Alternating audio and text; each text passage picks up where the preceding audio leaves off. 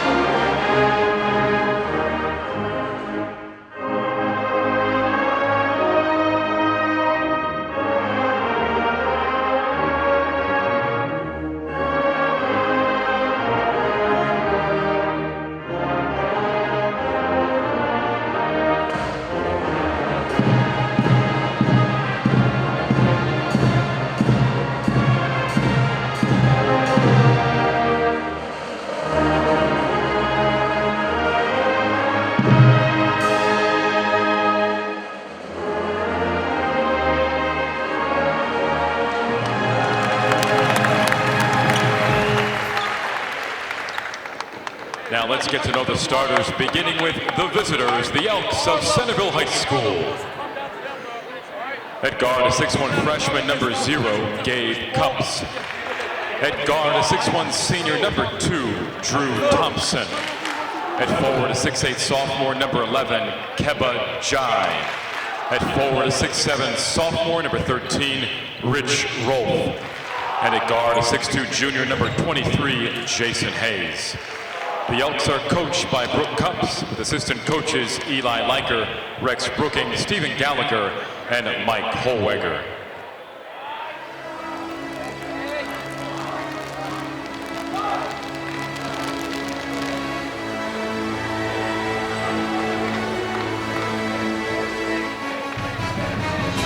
And now the starting lineup for your Fairmont Firebirds. At forward, a 6'1" senior, number 0, Danye Lewis. At guard, a 6'3" junior, number 3, Ryan Soder. At guard, a 5'10" sophomore, number 12, Anthony Johnson. At guard, a 6' sophomore, number 15, Keon Wright. And at guard, a 6'2" senior, number 20, Caleb Hall.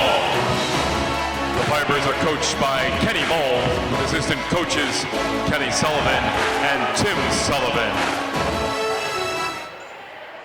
All right, here we go. Starting lineups have been announced, and we're ready for tonight's MVCC Varsity Game of the Week, as the 10-10 Centerville Elks, all in black, are going to play here at Trent Arena. The home team will be the Fairmont Firebirds, that are 8-11, all in white. Jared Bergstrom, Andy Horton bringing you tonight's call. And really, I guess we just get ready for this one, because the ref signal plays ready, and Fairmont wins the opening. Oh no, Centerville will win the opening tip.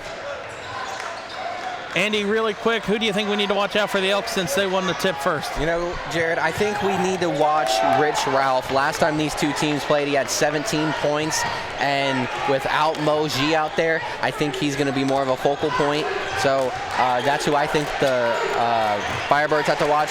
Who do you think we need to watch for the Firebirds? For the Firebirds, really, I mean, we're looking at stat sheet. They don't have anybody that's averaging over 10 points a game. So there's a lot of minor pieces that set up the game, but really it's senior Caleb Hall. He's played on the team for 4 years. He knows what, he's been a part of this rivalry for 4 years. I think he's going to be the one to go to, I think, in this final game of the season here at Trent for the Firebirds.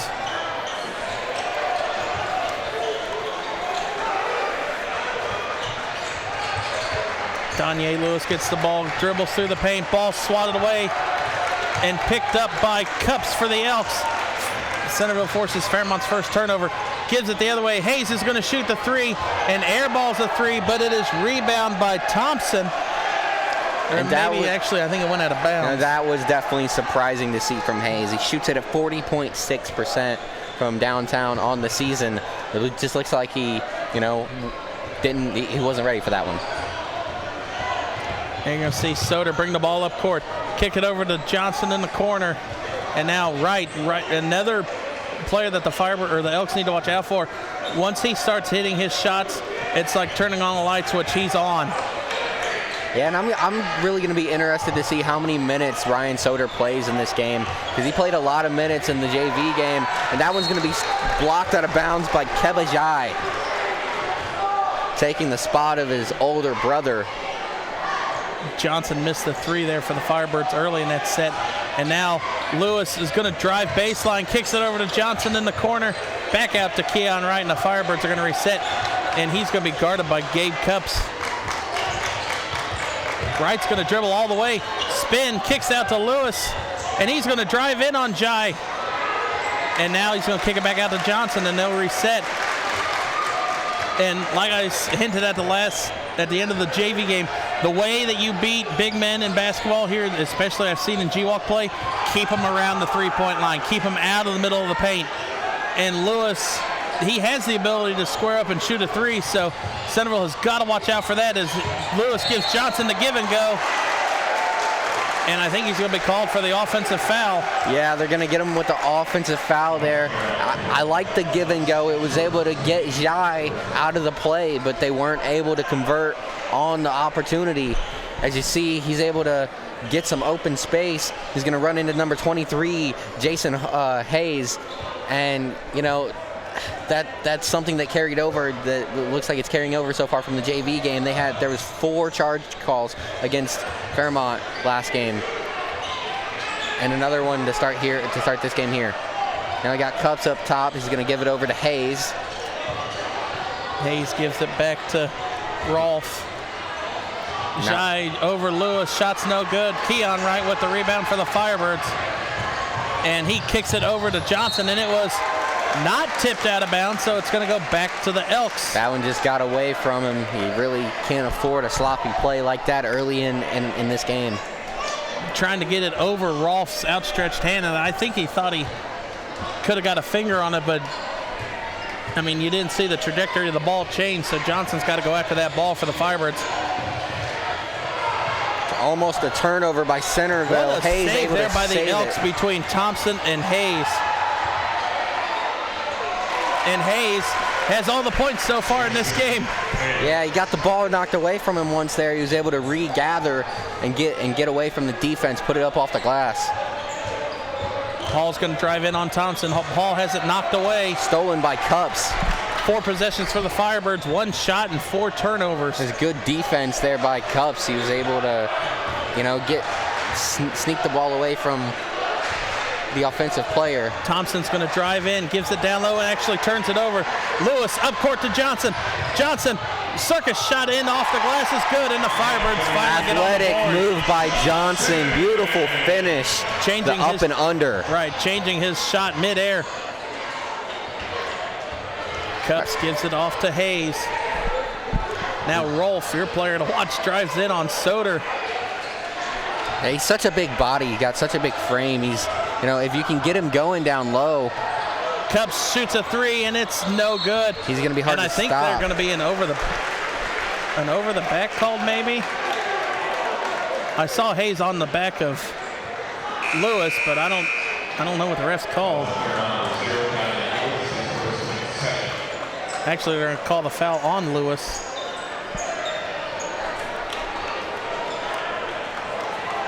Cups inbounds to Rolfe. Gives it out to Thompson, back to Cups. Cups is going to drive all the way, takes the shot, and it's no good. Saved by the Elks. And deflected out of bounds, and it's going to stay with the Elks. I tell you what, this Elks team has so much talent. Mm-hmm. And really on the roster, they have so many different pieces that are new, and we talked about it at the end of last game. They're missing 4 out of their top 5 players from last season, and they don't have the 5th guy right now, which is Moji. So you gotta Rolf's pull-up shot's no good. It's a big change for the Centerville team. And really, Fairmont, Caleb Hall's going to shoot a 3. Drills it home, and it gives the Firebirds the first lead. Caleb Hall only shoots at 27% on the season, but you can't leave anyone open. And everybody knows who Gabe Cups is coming into this game. Played AAU over the summer with LeBron James' son and all that. But the Firebirds did an excellent job guarding him in the first game. Granted, the Firebirds lost by 20, but Gabe Cups didn't beat him. Yeah. Gabe Cups was 2 of 10 shooting and 6 points. For sure, Jared. And I'll tell you what, I think he's just had a hard time transitioning to GWalk basketball as Rich Rolfe is going to get the foul and 1 opportunity. But I just think he's had a really tough time transitioning to GWalk basketball. He hasn't really been able to get his 3-point shot going too well. He hasn't been able to get his shot going from the line or from the field that well. He's only shooting 36% on the season. So, I feel like he'll have a big jump between this year and next year. Rolfe misses the first. And you're going to see Desan Doucette check into the game and take out Lewis as he's picked up 2 early fouls here in the first quarter. Probably won't see him until the third. Second one is up and good. Now you see Kebajai check back into the game for the Elks as he checks in for Rolfe.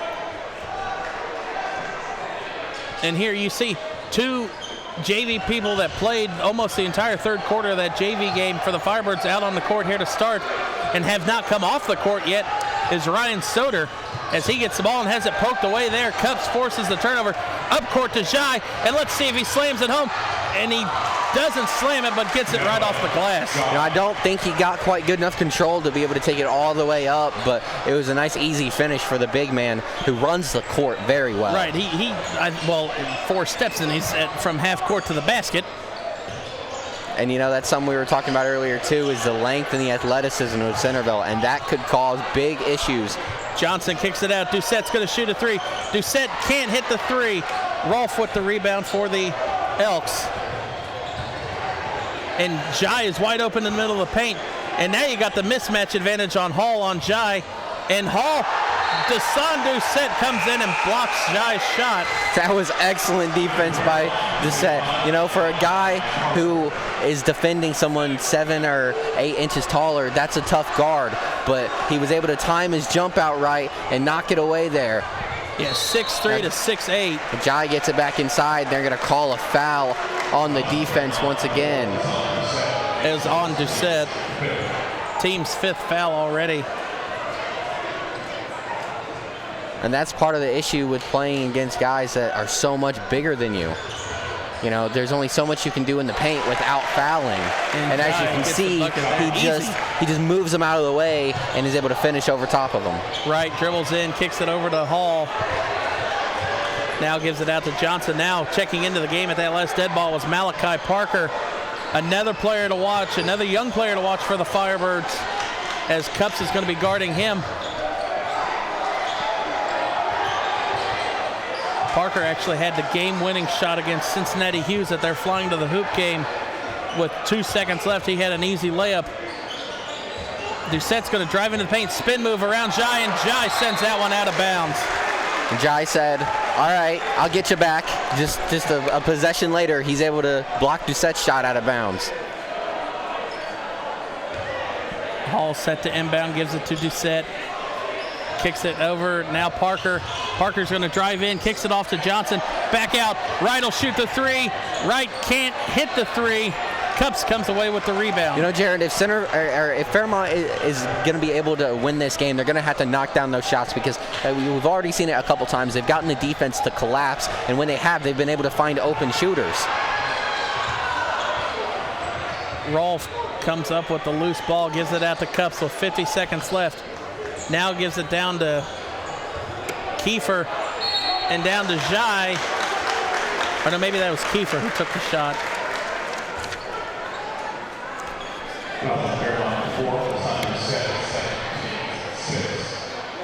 Foul was on Doucette, so that'll be his second foul. Kiefer gonna step to the line. Just another one of Centerville's towers that they have on this team. Now you're going to see number 23, Gavin Hillard, check into the game for the Firebirds as they're going to replace Doucette. You look down the roster, 1, 2, 3, 4, 5, 6 different guys, 6'4" or taller. Kiefer's second shot is up and no good. Johnson comes away with the rebound and a foul the other way. They're going to call the foul, but I kind of think it was just teammates fighting over the ball. It'll be on Kiefer. Inbound to Malachi Parker. So work it up the court. Guarded by Andre Zimmerman. Parker has the ability to break away and get the defenders shuffling on their feet. And you almost saw it there with Zimmerman. Johnson guarded by Kiefer with 20 seconds left on the clock. Now backed out to Parker. Gives it over to Wright. 17 seconds left. Wright's going to drive all the way. Doesn't get the shot off Hillard. Offensive putback is good. Wright wasn't able to finish, but Hillard was in good position to get the offensive board and with the quick, easy finish. Kick out and a travel the other way. Fairmont will get one last shot with 3.3. With an opportunity to tie it. And it's like you said, Parker couldn't finish at the rim, but the defense is collapsing and it gave Hillard the wide open rebound. Parker is going to get the ball. It'll count if it goes and hits the side of the backboard. There's a good attempt. I wasn't even sure if he was going to have the time to get it off. I didn't think he was going to get it off when he kept dribbling sideways. But a decent shot when you know you had to put it up. But Fairmont down 3, 10-7 after the first quarter. And kind of expecting what we thought. I mean, Centerville jumped out. It was 8-2 for a while. But Fairmont able to force a couple turnovers to get back in it. Yeah, I'm definitely expecting a highly competitive game. Centerville definitely, I think, has more talent, but Fairmont is also, they're one of those teams where they don't have one or two standout players. They just kind of do it as a unit. Right. And we've been able to see so far that they work together as a team to get their buckets. And it doesn't always look the prettiest, but they're able to score if they're, and you know, they'd have the lead right now if they were just able to knock down a couple more of their open shots. So it's definitely a much different game than the JV game that we watched, where there was many, many turnovers by each team. Right. Only 8 in that quarter between the two. So it's a lot for the first quarter, but it's a lot less than what the JV team had. As Fairmont's going to get the ball to start the second quarter. And it's like you said, Fairmont doesn't have standout players that they try to feed the ball to. Anybody can do it for the Firebirds. And I think that's where they have the advantage in bigger games like this and bigger rivalry games. The coach doesn't really know who you to guard. And you know, that kind of sounds a lot like the Fairmont football team, where you guys don't pass the ball that often, so every single time you do make the pass, it's a huge surprise and you catch the defense off guard. Parker's going to get the feed from Johnson. He's going to dribble out. Parker drives through the paint on Jai, kicks it out to Thompson. I mean, Centerville's coming into this game against the Firebirds, winning 14 in a row against Centerville. Or Centerville winning 14 in a row against Fairmont, dating back to, surprisingly not, the last time that Fairmont won in this rivalry was 2013 today. And you know, Jared, when you told me that before the game, Hall shoots a 3 and Hall ties the game up. I was really that's really great executed offense there by Fairmont. They were able to screen their man open, and he knocks down the open shot. But I'll tell you what, when you told me that before the game, that really surprised me, Jared, because I've watched these two teams play against each other. And Wright gives the Firebirds the first lead of the game. That was nice defense by Wright. Careless offense by the Elks. But yeah, when you told me that, I was extremely surprised, because I've watched these games over the last few years, and you know, Fairmont's had a really good team, just not able to get over the hump. Fairmont almost forces another turnover. and they're going to call the contact as Hayes dribbles off of Thompson. That'll be his first. Yeah, this game between these two teams have put on instant classics over the last few years, especially the last 2 years, the last 4 games. Each game, I mean, decided by 3 points or less in each outcome. And that's what we live for when we make the schedule and put these two teams against each other on our schedule. And I'm not going to say anything. I mean, Fairmont hadn't beat Centerville in 21 years in football, and that streak ended this year.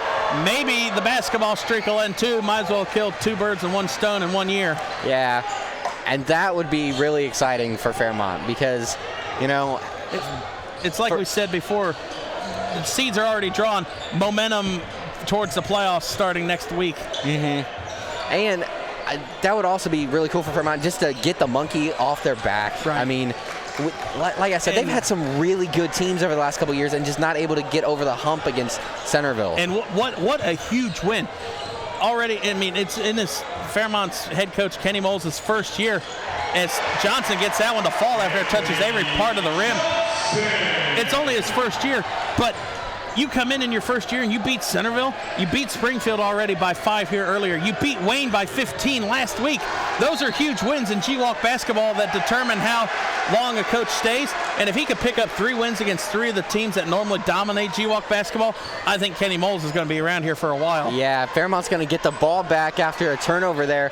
But I completely agree, Jared. That would be a great way to instill confidence in not only your school, but the fan base. And your team. This team is almost all sophomores and freshmen, a handful of juniors and seniors, as Parker can't get the shot to end. But you can build off this, not for the playoffs, but for next season as well. Yeah, for sure, Jared. You guys, Fairmont has a lot of talent on this team. They just actually have to be able to come together and mature a little bit more. What a save there by Zimmerman, saving that ball and going out of bounds. Yeah, they try to dump it inside to Keba, and it goes over his head, through his hands. Now we're going to go back down low to G. G, turn around. Look at that defense by Chris Thompson, as that shot is no good either. Touched every part of the rim, and now they're going to call the foul on Thompson. That one's going to be that. Now every Fairmont big man has 2 fouls on them. And I'll tell you what, though, that was really good defense on the first and second attempts by Keba, because he's longer and everything, but Thompson is much stronger. Thompson and was not able, and didn't allow him to gain any room. 6'3" is Chris Thompson. 9 or 8. 6'8" is Keba G. And they're going to keep Thompson in with 2 fouls. That's good.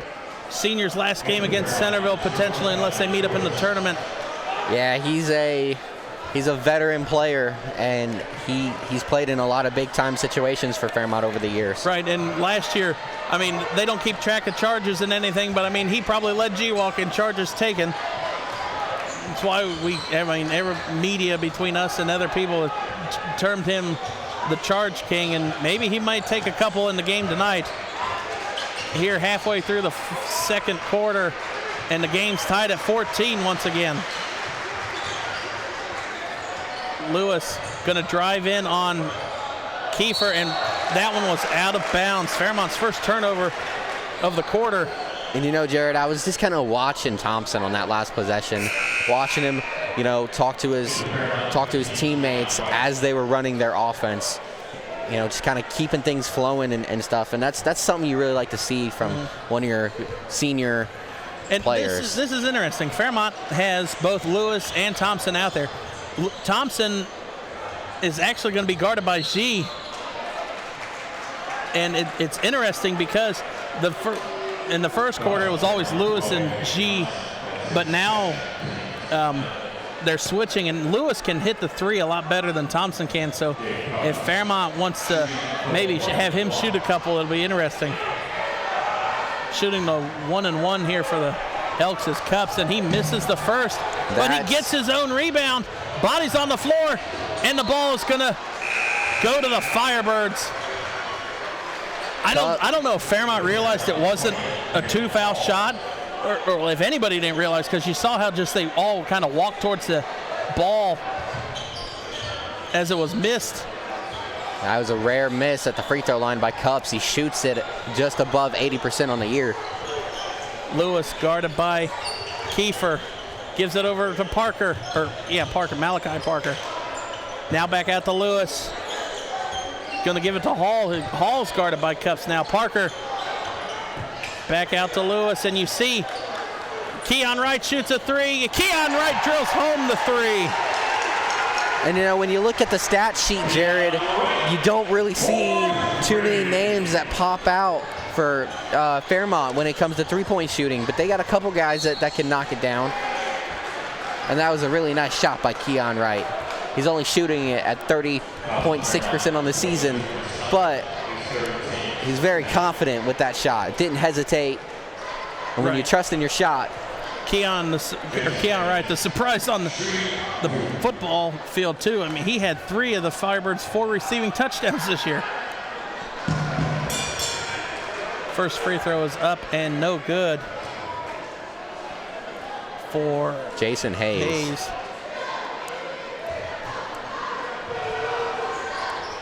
Second one is up and good, though. And that's something that's kind of surprised me with how much the free throw shooting has fallen off for the Elks this year.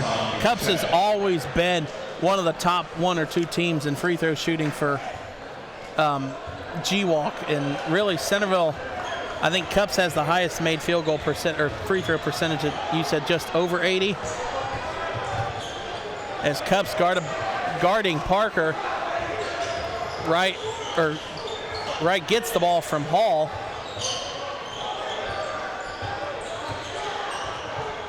And these are the low-scoring, barn-burning games that we're used to between these two schools. As Hall gets the floater to go.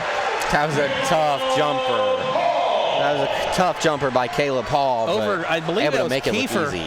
And Kiefer's no slouch to shoot over. And that's going to be the thing that is going to be super hard for Fairmont. If this thing comes down to be a close game, it's going to be scoring in the half court in the closing minutes of this thing. And they're going to tag Doucette with that. That'll be his 3rd foul. It'll send Keba to the line. I don't know. What is Keba shooting from the free throw line? Keba Jai would be shooting 66.7% from the line. So that's a pretty good number. Good number for a sophomore big man. And we talk about it, and I guess the announcer's jinx works as he misses the first. Yeah, you'd like to see that number raise up to 70, 72%. But, you know, 66% for high school is actually pretty good. They tagged that foul on Danye Lewis, not Deshaun Doucette. So Lewis will have 3 fouls. And kind of surprised that Coach Moles left him in here. Doucette guarded by Kiefer, kicks it over corner. Lewis, he thought about taking that 3. I told you he could shoot it. Kicks it back out. Lewis, he hesitated again. He's going to drive into the paint. That's 2 times that I think that I would have agreed with a shot taken there by Lewis. Yeah, and that's 2 times that you have to take that shot because you can't just let Keba sit down there all day long. You have to make him come out. If you're going to stand out there, you have to shoot it. Right, if you're not going to be guarded. Now, Lewis. 3 times in a row. But Keon Wright will shoot it, and Keon Wright airballs that one. I've seen Lewis make, the most I've seen him make in a game is 3, as Cups goes coast to coast with that shot and cuts it to a 1-point game. But Lewis has the ability to make the 3. I know it's not in the Firebirds game plan, as they call a timeout, but you've got to take it. If Centerville's going to leave you wide open, it doesn't matter if you're the all-star shooter or if you can shoot it just like in an open gym. You've got to take the shots. Yeah, and I think the head coach is about to say that because you can't. You see right there, Kenny Moles is the one in the middle, and he's directing his conversation towards Lewis. You can't stand out there and have the ability to shoot it and have 3 wide open shots and just not even attempt one of them. Right, they were wide open shots. And that's the thing that I think Cole Moles might be a little bit mad about, is that they were wide open. If it were contested, I'd understand maybe taking the drive in and trying to get something. but wide open like that, if you miss it, Jai's going to get the rebound anyway. So if you drive, Jai can get the block. So either way. Yeah, and you're out there to stretch the floor. If you're not shooting the ball, you're not stretching the floor. Right. And you see Soder checks into the game for Lewis at that last timeout, probably because of the 3 fouls. And Fairmont's got to get away from this half-court line. Soder's going to drive in all the way, and he's going to get the call, or the foul called against him from Kiefer. There's a tough drive by Soder. And Kiefer has, that'll be his second.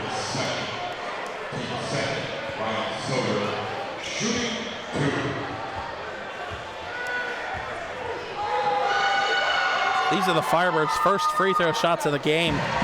So Centerville definitely disciplined. Only the second foul given up in the half. And Fairmont had 9 called on them in the first quarter. And that's impressive by Centerville, and that's really going to turn out to be a problem for Fairmont in this game, and if they can't get that under control.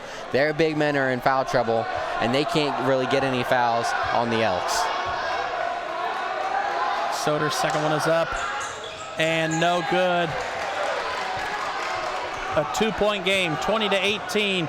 107 left in the first half of our MVCC Varsity Game of the Week. Rich Ralph has it up top over to Cups. Cups are going to drive in, 53 seconds left, kicks it over. That's a deep 3, but it's good. That is number 22, Trey Johnson. Or no, sorry, that was number 12, Tom House. And Tom House, percentage-wise, is the best shooter on the team. So you love seeing that from House. And that gives the Elks the first lead. Parker drives in, and she just wasn't paying attention on that drive. Yeah, he was not expecting the quick drive. Jason Hayes back the other way, off the glass, no good. Keba with the rebound. No good. Jai, offensive rebound. And Ryan Soder comes up with a huge steal there for the Firebirds. Soder is able to sneak behind Jai and just take it away from him. Now Soder playing defense against Cups. He's going to foul him. Cups goes to the floor, and that's going to be another foul on Soder. That'll be his second, but Soder just going into that paint, and he rips that ball away from Jai. Yeah, that was a great defensive effort there by Soder. Like I said, Jai just wasn't looking, wasn't paying attention. That's poor awareness by him. Soder just rips it out of his hands, but then once again on the other end, poor awareness by Soder. I think Soder was dribbling up it looked like he was just dribbling up to court too quick. We'll see here. Watch, number 3 for the Firebirds on white just comes up and rips that one away. Yeah, just the strength and the awareness. It looked like he was trying to make a pass, and it just wasn't a big pass. The free throw was missed and put back by Hayes. Firebirds, 7 seconds left. They can tie or take the lead going into the half. Right, drives, doesn't get the shot to fall, and Jai is going to throw it full court, and it's going to go 8 rows deep into the student section. But definitely an exciting end to the first half of our MVCC Varsity Game of the Week. Centerville leading by 2, 24-22. We'll be back to talk about what adjustments need to be made at the end of the half. But really, this one's just, you better sit back and fasten your seatbelts and watch the rest of this one.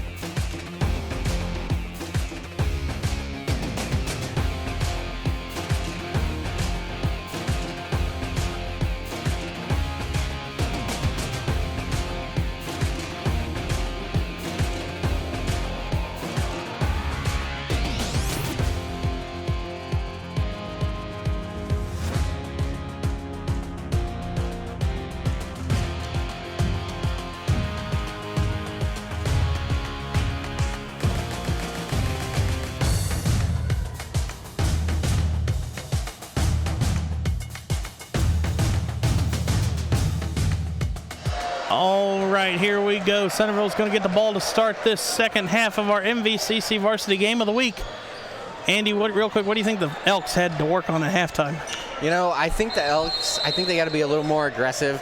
You know, I really think that without Mo Jai, their best player is Cups. So I think he has to be more aggressive. I think they got to look to get him a couple more shots.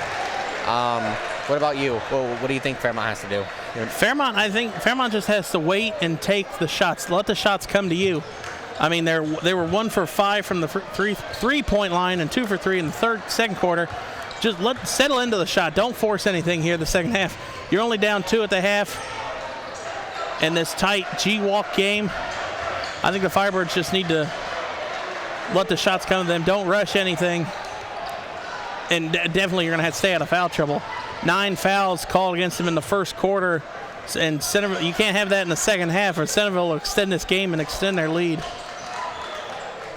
That's for sure, Jared. The extra size just makes it so much harder for Fairmont to guard. And really the surprising note is the leading scorer for the game is nobody we talked about. It's Jason Hayes for the Elks. And you know, that doesn't really surprise me that much, Jared. Over the last few years, we've seen Jason Hayes make, you know, an impact. But, you know, he was able to get the ball in some open spots a couple times and make the most of his opportunities. As you see there, Fairmont held on to the ball for just about a minute there. Foul is on Jason Hayes. That'll be his first, team's first. And Fairmont will go to the line for 2. Caleb Hall. Work the ball around to Hall, who's Fairmont's leading scorer, make that his 9th point of the game.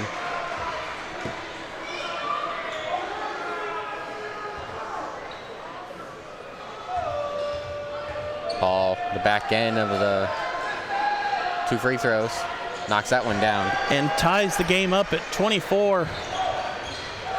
Neither team really has held a lead. Fairmont led by about 5 halfway through the second quarter, and Centerville led by 6 early through the first. Definitely a back and forth game with neither team really taking too much control. And Hayes, look at that defense by Hall, coming up forcing a turnover, or not forcing a turnover, but blocking. Hall's going to shoot a 3 on the other end, and that one was halfway down, but right cleaning up the boards.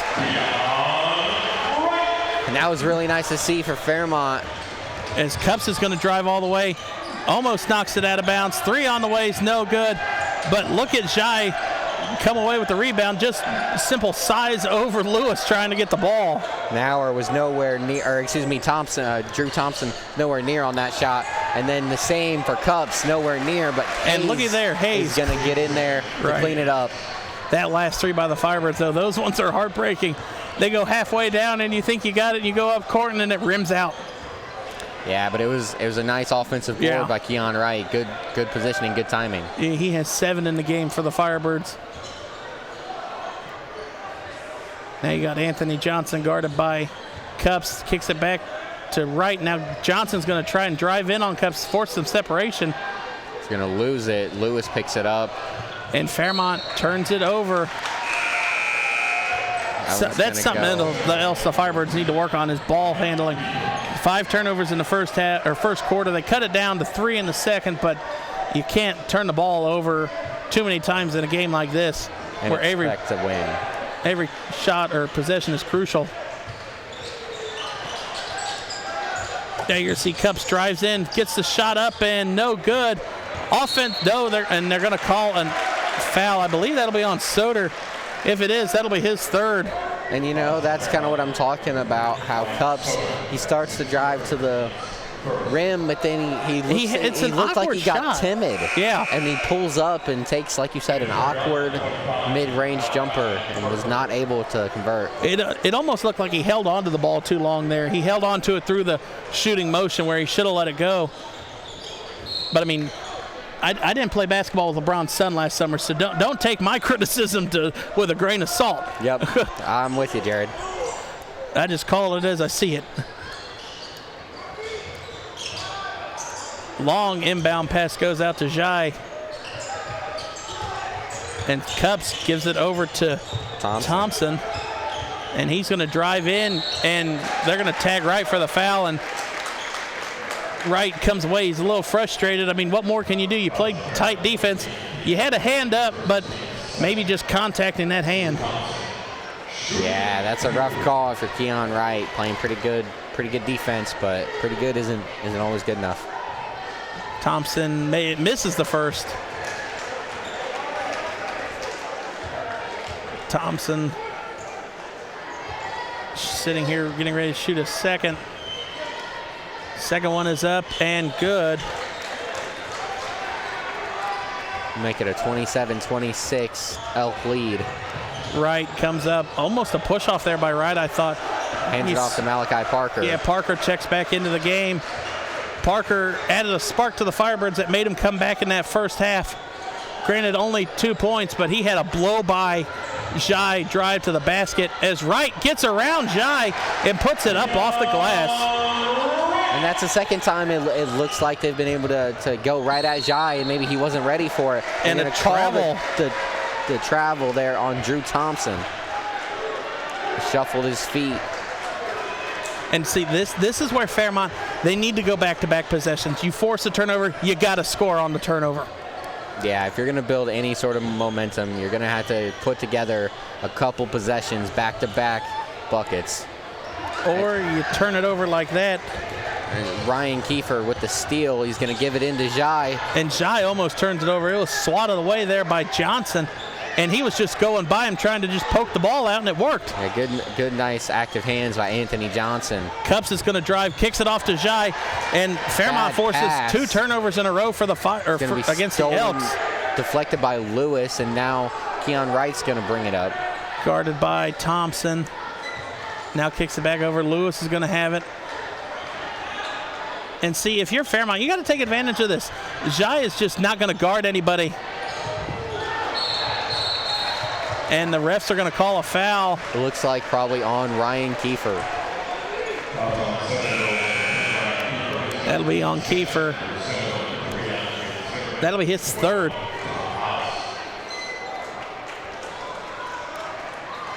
I just see the loose ball, and Kiefer trying to get the loose ball. Just he's going to jump on Anthony Johnson. That's the only thing you can't do with a loose ball is jump on the opposing player.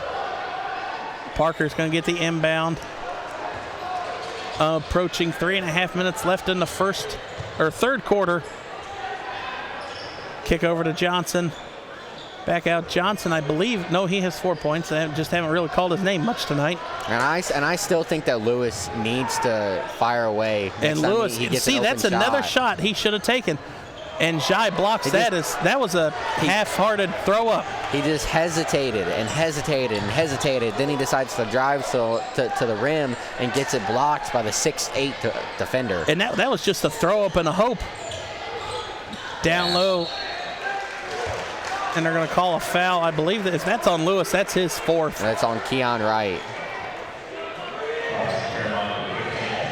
So it'll be Wright's 2nd. Foul starting to pile up here for the Firebirds. Shot is no good. Wright rips down that rebound, and he's going to bring the ball up the court. And I'm impressed by Fairmont, their ability to get boards in this game. Johnson's going to drive baseline, and he was fouled.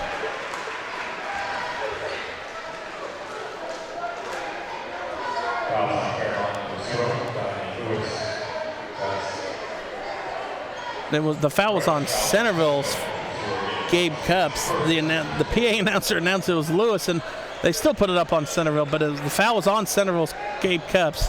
It's only his first, team's 3rd. And Cups, I think all of his points have come from the free throw line, if I'm not mistaken. Only 3. You got Parker. Like I said, I really think Cups has to be more aggressive, look for his shot a little bit more. And that'll come the sophomore season. You get a year under your belt in G-Walk play. That one's swatted out of bounds, and it's going to stay with the Firebirds. So there's not going to be a sophomore slump with Gabe Cups. Yeah, G-Walk is definitely not a cupcake conference. They're a real league with a lot of really competitive teams. These 2 teams, like we've talked about already, are having down years, right, compared to what the programs have done over the last 5-6 years. And we said Centerville drew the #1 seed. What a backdoor cut by Caleb Hall. That was a beautiful play. Jai backing up Lewis. Turnaround shot is good. But like we were saying, Centerville drew the #1 seed with a 10-10 record. That just shows you how competitive G-Walk is. And you beat up everybody and right with a drive through the paint. That was a nice hop step by Keon Wright to create the separation between him and Jai. Cups is going to drive in. Shot is good. And I think Lewis has to back off on that with 3 fouls. You can't pressure it. Yeah, and all of a sudden. And Centerville's going to call a timeout, a 30-second timeout, as all of a sudden the offenses have started to get going. Right, and watch here. This blow by, or that's the backdoor cut by Hall. And Fairmont, I don't know if that's just instinct from being under Albright for so many years. That was the bread and butter. Backdoor cuts to the paint were scoring plays for them, but it worked. But if we have the replay, I mean, that drive by Keon Wright, he did that in the first half against Jai too, and it worked. And if you're Fairmont, you got to keep attacking that. I mean, don't let the size of Keba Jai intimidate you. The size of Keba Jai or anyone else on the team, because he is significantly taller than everyone else. And now Centerville's going to take him out. Probably a quick breather because this quarter is almost over. 1:22 left. And there's the replay of Keon Wright getting by Jai. Salute to the guys out in the truck for giving us the extra look.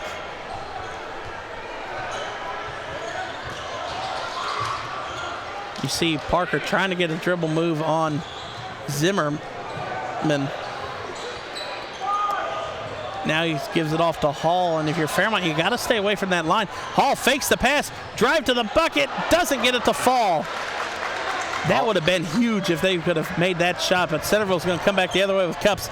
Gives it off to Zimmerman, and Parker almost forced a turnover there. Parker touches that one, and it's going to go to the Firebirds. Looks like Rich Ralph, when he was driving, just lost it and goes out of bounds, as he was the last one to touch it. Anthony Johnson is going to get the ball, bring it up court. You see, we look down here. Coach Cups for the Elks, he's nowhere near the end of the bench. He's standing back in the tunnel almost where the team comes out. As Lewis, baseline drive, kick out to Parker, over to Hall. 21 seconds left in the quarter. Johnson guarded by Kiefer.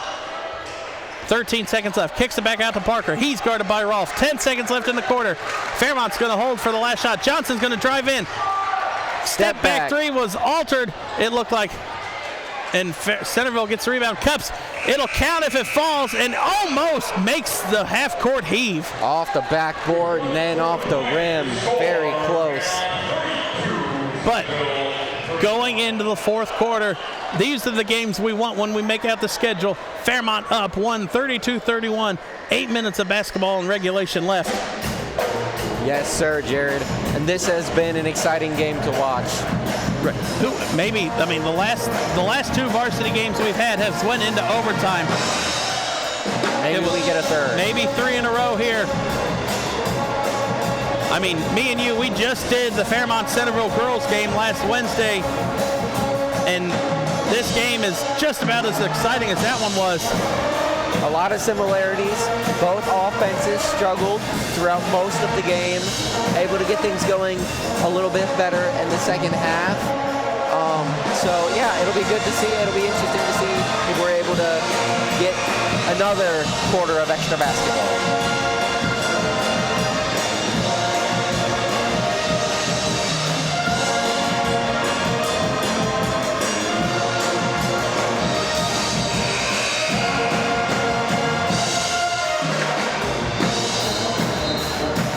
We remind you, if you're watching the game live on our Facebook feed, smash that like button, share with your friends, because we've got an exciting barn burner here.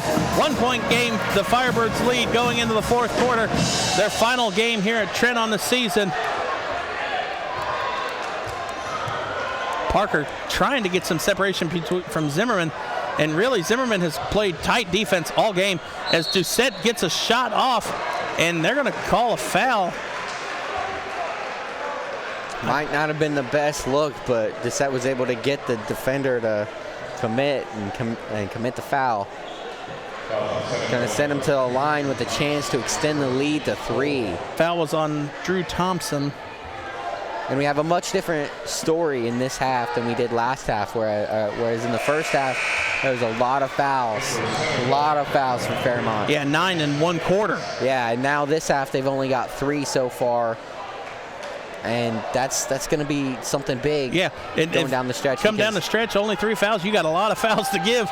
You could extend this game if it has to. Doucette from the free throw line makes both and gives the Firebirds a 3-point lead 15 seconds into the quarter. It's also so important because, you know, they had 3 or 4 guys getting in foul trouble in the first half. And now after a quarter of not really any fouls, they've kind of remedied that situation. Jai backing up. Jai has it turned over, and they're going to call a jump ball. Caleb Hall. He got in. Jai lost the dribble going into the paint trying to get separation on Lewis. And Hall just, I don't know if he saw in his peripheral vision, you're going to see here, he just looks over and sees the ball there, and he's like, oh, I'm going to grab it.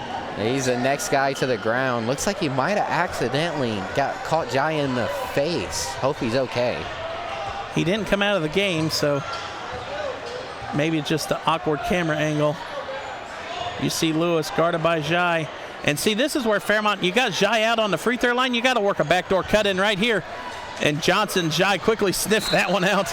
And you know, if he's able to rotate correctly for their defense, they're so hard to play against because that frame, he just sits up in front of you and just makes a wall. Makes you have to pick up your dribble and look somewhere else. So hard to counteract.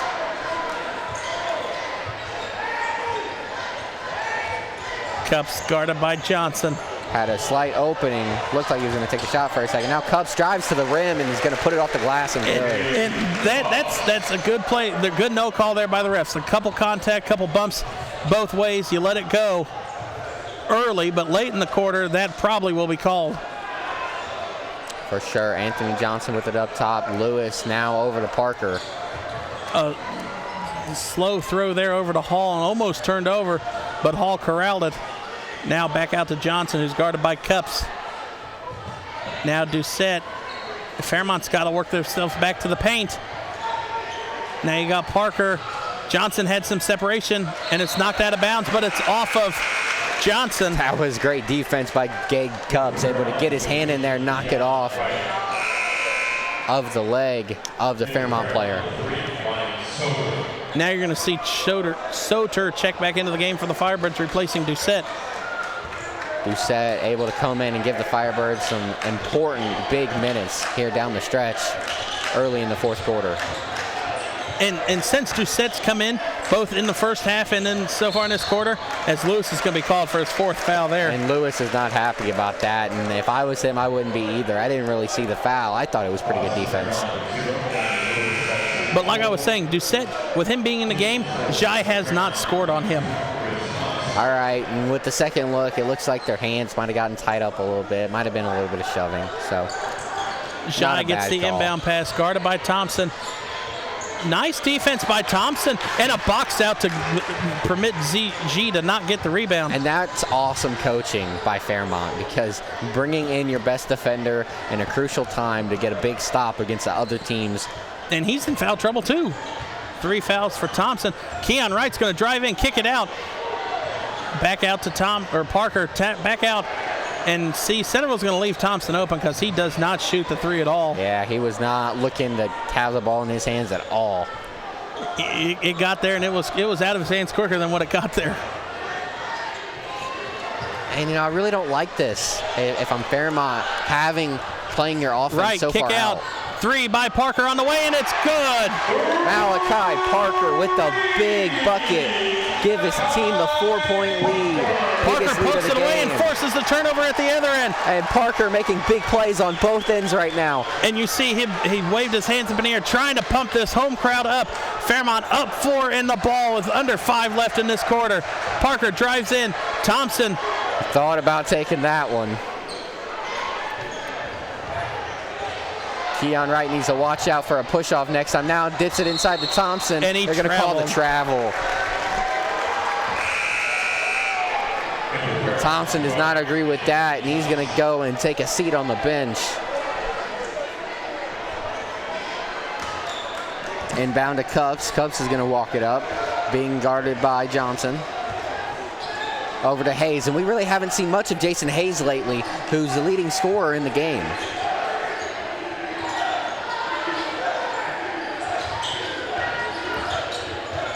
Soder being very physical with Kebajai.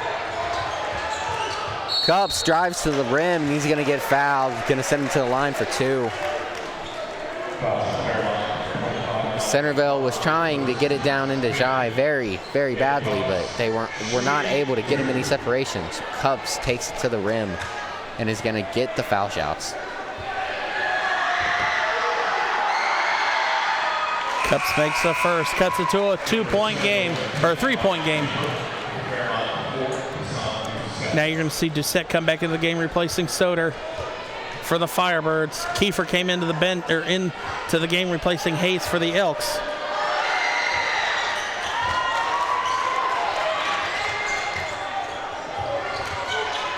Cups made the second, and Doucette is going to bring it up uncontested into the front court.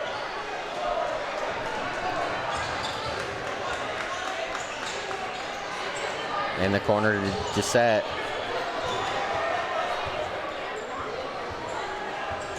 Doucette wants to take him. He's going to take Keba to the rim. And it's a good shot selection there for the Firebirds. Nice drive by Doucette.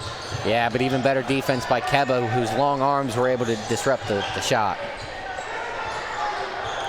Now Cups is going to dribble out some clock and try and set up a play here for the for the Elks. And Cups had a shot if he wanted to go up. Kicks it off, and that was a really Kiefer good ties look. the game up. That was a really good look by Drew Thompson, able to, with all the movement, they're able to get the defense to move around. And when he leaves his feet, he already knew who he was passing the ball to. Doucette's going to shoot a 3. No good. But an offensive rebound for Hall, and then a foul, I think. Let's see what the refs call. They're going to call an offensive foul.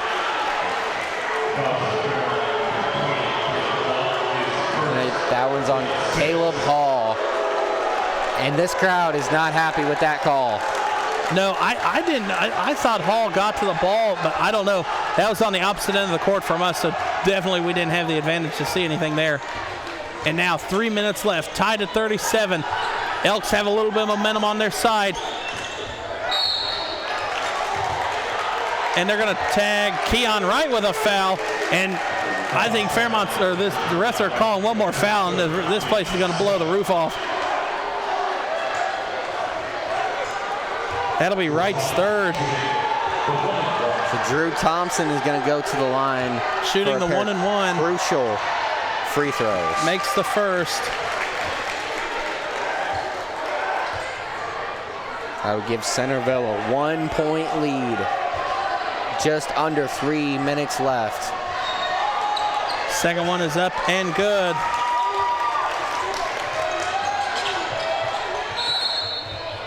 And Centerville, or Fairmont's going to call a timeout.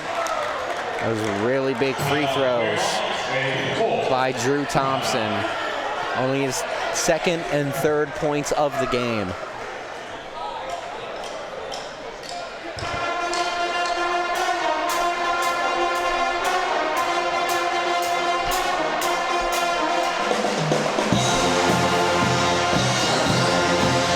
Jared, what I've been talking about all game. Centerville has the opportunity to just come out and set up in their best defensive stances and just melt away the clock. If they can just get good defensive stops and maybe 1 or 2 more buckets, they can end this game. And here, I was telling you about this earlier. You see the shadow stand section, all the instruments are pointed at the Elks huddle. And they're playing as loud as they can. They're just making noise, trying to disrupt that huddle for the Elks. Yeah, they make a lot of noise in these games, Jared.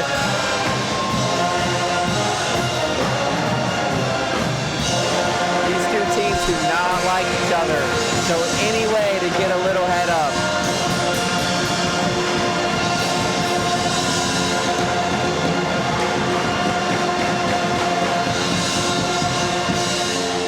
And you see, they're just sitting there holding that last note, blowing as hard as they can.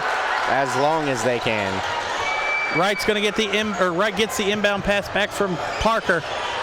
Wright's going to drive in, kicks it over to Hall. 2:40 left and counting in the game. Centerville up 2. If I'm the Firebirds, I'm going to Caleb Hall. He's been the most consistent player all night. Hall's going to drive baseline, takes the shot, and it is tied up with 2:30 left in the game. You called it perfectly there, Andy. And Caleb Hall was able to, it wasn't the best of shots, but he was able to get the 12-foot pull-up and make it go. Cup's going to drive into the paint, and they're going to tag, I believe that'll be Johnson. That'll be his second. Watch Hall drive in here, just pulls up and gets it right over Kebaji. He's able to get Drew Thompson just on his backside, and when he does that, he knows he has just enough room to get the shot up. Really good look by Caleb Hall. And Cups, we talked about Cups, only 3 points halfway through the third quarter. He now sits with 10, now make it 11. Yeah, these are moments where players like Cup can grow up. He's still a very young player, and this, depending on how this quarter ends up, it could be a huge step in his development. Doucette has it out, probably 7-8 feet behind the three-point line. He's going to give it over to Anthony Johnson. Hall doing jumping jacks in the paint. He was so open. Doucette drives in, kicks it out to Parker. Under 2 minutes left. Parker looking to get some separation. Parker's going to drive baseline, pulls up. Shot is no good. Jai comes up with the rebound. 1:43 left. And I definitely could have seen a foul being called on Jai right there. As he was getting the rebound, and Parker pokes he held the ball Doucette away off with one hand. And Parker, Fairmont calls a timeout. I thought they were going to say Parker got fouled. Great rebound. Or excuse me, there's excellent hustle by Fairmont and a great timeout by the coach. Able to hang on to this possession. And just really good defense by Malachi Parker, able to knock it away, and then Doucette able to get the ball back to Parker in the quick timeout.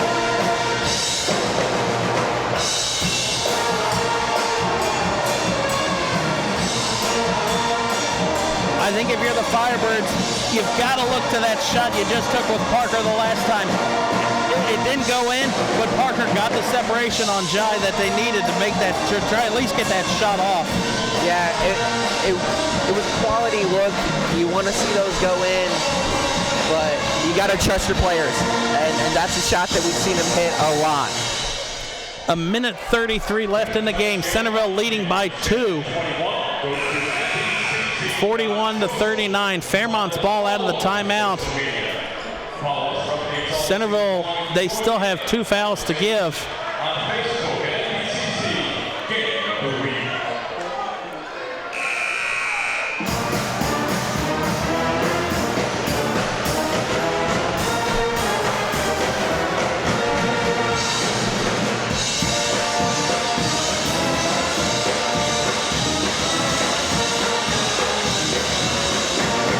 With 1:33 left on the clock and it being a 2-point game, if I'm Fairmont, you have to feel like you have to hurry, but you're not in a rush. Right. You have to have a sense of urgency, but not try and go too fast and make a mistake. Doucette gives it out to Johnson. Now Hall will have it reset with 1:18 left. Hall gives it off to Parker. Back out to Johnson. I really have not liked all night long how Fairmont has been okay with setting their offense up so far away from the basket. I mean, they're 30, 40 feet off the rim. Yeah, but look how much G is away from the rim, too. Doucette's going to shoot a 3, and he makes the 3, gives the Firebirds the lead. That was a huge shot by Doucette. Doucette shoots 12% from 3 on the season. 12.5%, that's 1 of 8. And he knocks down his 2nd of the season. What a great look. And we've been talking about it all game. If you're going to stand out there behind the 3-point line and you have Keba on you, you have to take these shots. You have to pull them out of the paint. Right. And they hadn't taken them. And this time, because they hadn't taken them, it actually pays off because Keba wasn't ready for it. No. Everybody Nobody in the arena wasn't ready for Dusan Doucette to shoot that. And if Fairmont holds on to win, Dusan Doucette is going to have to be your player of the game. That's only his 5th point of the game, but none bigger than that 3 right there. Under a minute left.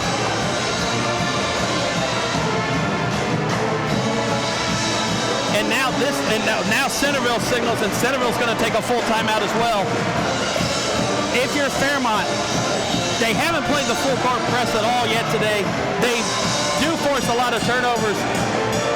I would have to assume Fairmont has got to come out with a full court press here. I would say that I definitely agree, Jared. It'd be a great time to deploy the full court press. And Centerville has to realize, even if they take a quick shot or whatever, they still have 2 fouls to give. Yes, Jared. I'd just like to say again, what confidence by Doucette to take that shot. 1 of 8 from 3 on the season. But none bigger than that one right there, giving you a 1-point lead under a minute left in the final home game of the season against your biggest rival.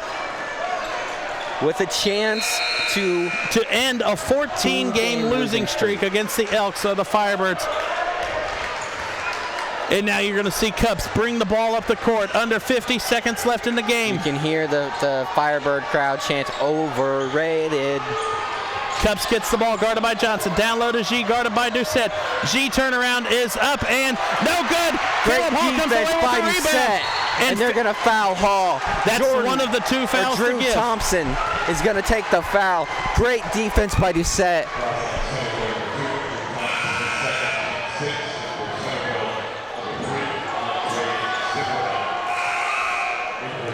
And the dream starting to look like it may become reality, Jared. 35.2 on the clock. Fairmont with a 1-point lead. They got to get it up past half court, and Parker will do that. Keon Wright has it, and they're going to foul him.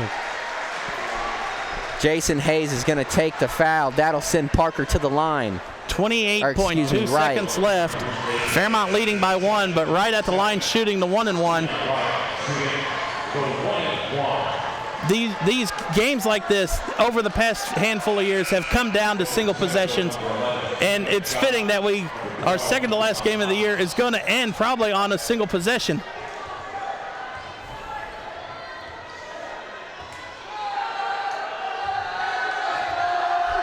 So Wright takes a shot. The first free throw is up and good. Fairmont now leading 43-41, 28.2 seconds left. Section erupts. Wright has 12 in the game.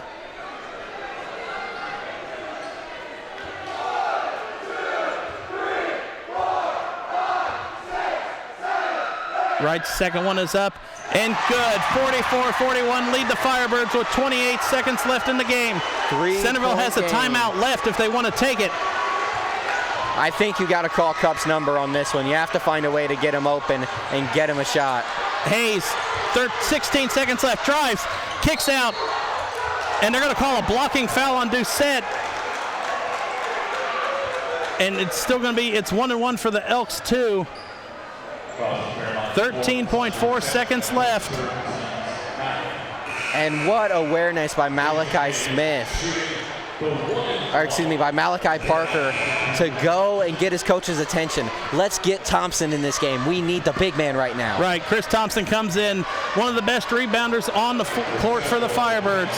Great awareness by the young player.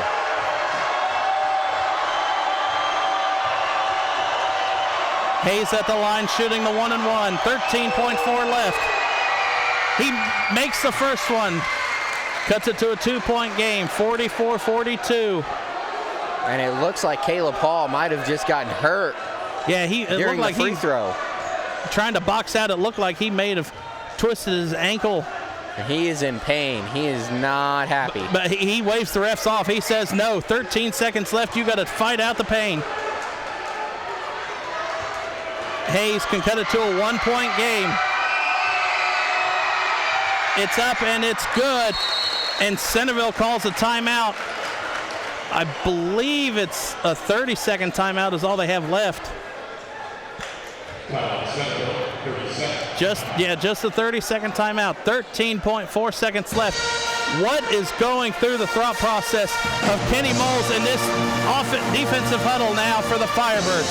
Well, I think if you're Fairmont, you're definitely looking to get the ball into Lewis's hands. Or excuse me, how about let's make that Anthony Johnson. He's shooting 84% on the season from the free throw line. That's the guy you want to get the ball to. Right, because Centerville's going to have to foul immediately. Unless they try and go for a steal or a trap in the backcourt, it's going to be a foul immediately.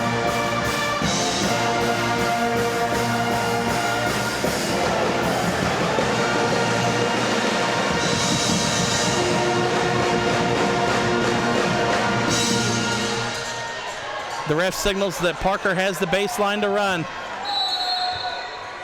Parker trying to get it. They're looking to get it into Johnson.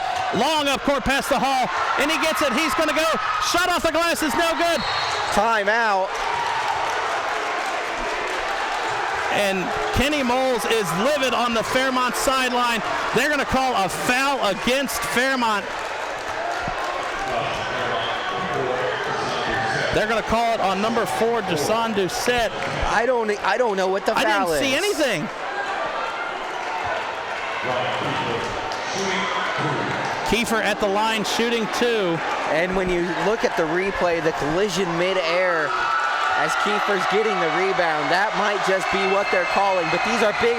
It's a big opportunity here for Kiefer. Kiefer at the line. Misses the first one. So Fairmont will not lose it at the line. They'll have a shot if Centerville can tie it up here.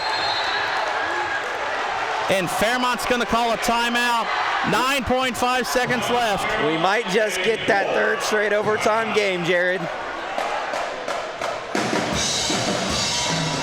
Big miss by Kiefer.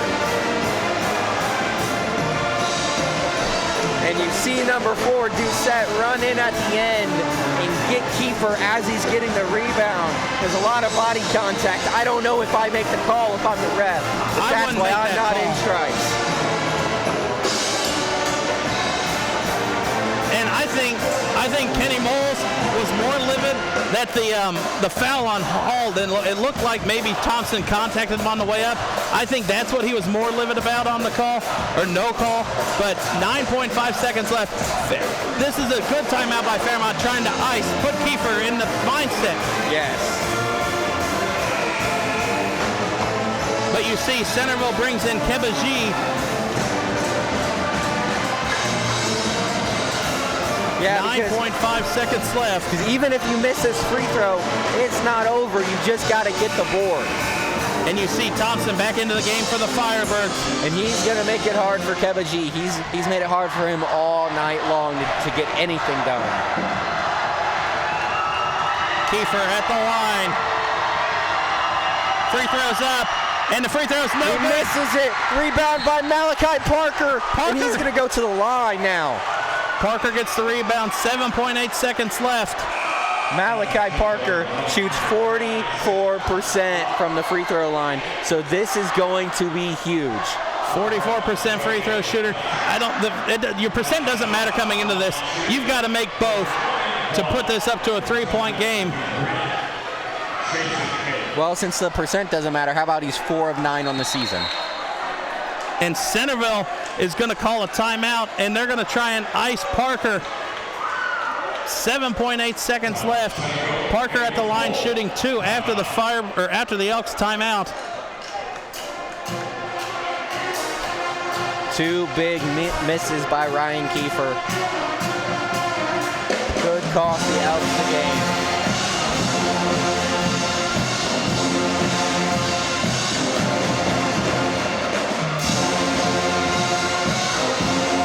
So I gotta think, if you're the Fairmont head coach right now, you don't let Centerville get a shot off. No, I think if you make the first free throw, you don't let them get the shot off. No, you foul immediately, I would assume. 7.8 seconds left. We have been in this many situations, especially over the last 2 years, 4 games decided by 3 points or less between these two. And right now it's a 1-point game. Malachi Parker at the line shooting 2 for the Firebirds. No, he might just be shooting the 1-and-1. I don't think he got a shot off.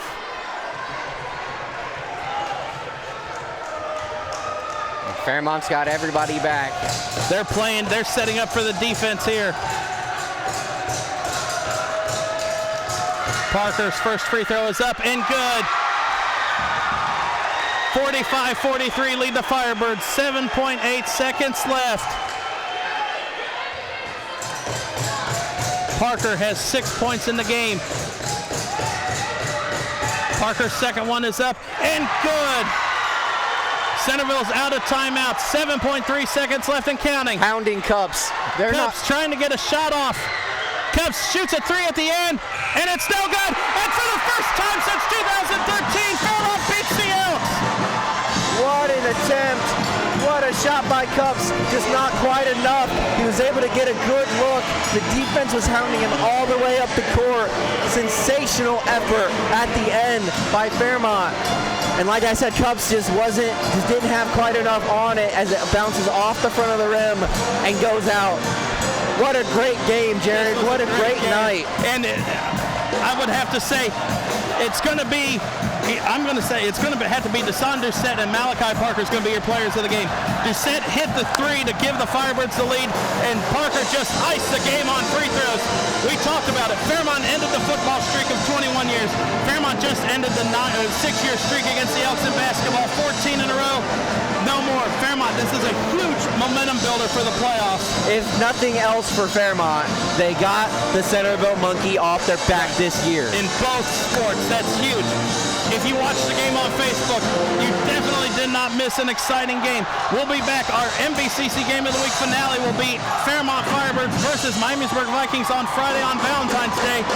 But for the rest of the Miami Valley Communications crew, Jared Bergstrom and Andy Horton signing off. Thank you for giving your Tuesday evening with us if you watched it live on Facebook.